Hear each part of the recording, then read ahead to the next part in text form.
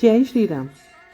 यह सिर्फ भगवान के वश की बात ही है कि खुद दर्द सहकर दूसरों का उद्धार करें।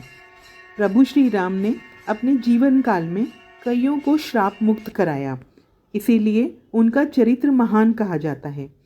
जब वनवास के दौरान प्रभु चित्रकूट से नासिक के पथ पर बढ़े तो बीच में उन्हें अमरावती आश्रम मिला, जो पाताल गंगा के नाम से जाना जाता है। इसी पथ पर राम और लक्ष्मण का सामना सबसे पहले राक्षस से हुआ था। यह मार्ग काफ़ी कठिन है। नदी और चढ़ाई के बाद आता है अमरावती आश्रम। कहते हैं यह आश्रम राम के पूर्वज राजा अम्बरीश का तपोवन है। जब राम दंडकारण्य में आए तो सबसे पहले वह यहाँ अपने पूर्वजों का अभिवादन करने आए थे। यही नहीं, पहली बार सीता जी का अपहरण यहीं से हुआ था। हालांकि इसके पीछे श्री राम जी के द्वारा किसी का उद्धार करने की कथा जुड़ी है। अपने पूर्वजों के तपोवन से निकलकर दंडकारण्य में कदम रखते ही राम, सीता और लक्ष्मण ने देखा जंगल के जानवर भयभीत होकर इधर उधर भाग रहे हैं। बड़ी तेज आंधी चल रही है। उन तीनों ने खुद को बड़ी मुश्किल से चट्टान के पीछे छुपाया। सीता अचानक अदृश्य हो गई।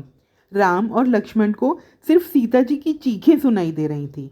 राम ने चारों दिशाओं में बाण बरसाना शुरू किए। उन्होंने देखा एक विशाल दानव सीता को अपनी मुट्ठी में जकड़कर जा रहा है। उसने पीछे मुड़कर कहा, मैं विराट हूँ, इस अरण्य का राजा, और मुझे ब्रह्मा जी का वर प्राप्त है। तुम मुझे घायल कर सकते हो पर मार नहीं सकते। श्री राम और लक्ष्मण ने उसके हाथ काट दिए। राम ने लक्ष्मण से कहा, हम इसे मार नहीं सकते, इसलिए इसे गड्ढे में गाड़ देते हैं। जैसे ही राम ने दानव को मारने के लिए पैर उठाया, वह सुंदर आकार में बदल गया। उसने कहा, मुझे इस बंधन से मुक्त करने के लिए धन्यवाद प्रभु। उसने हाथ जोड़कर कहा, हे प्रभु, मैं तुम्बुरु नाम का गंधर्व हूँ। कुबेर के श्राप से मैं इस रूप में आ गया।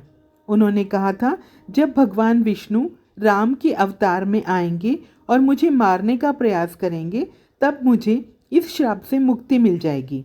आप मेरे शरीर को इस गड्ढे में गाड़कर इस भयंकर जीवन से मुक्त कीजिए। राम और लक्ष्मण ने उसके कहे अनुसार उसे गड्ढे में गाड़ दिया और वह गंधर्व स्वर्ग की ओर चला गया। राम और लक्ष्मण ने उस दानव को गाड़ जहाँ शस्त्र धोए थे वह जगह विराट कुंड कहलाती है, जो अमरावती आश्रम से 3 किलोमीटर दूर है। आश्रम में राजा अम्बरीश की मूर्ति स्थापित है।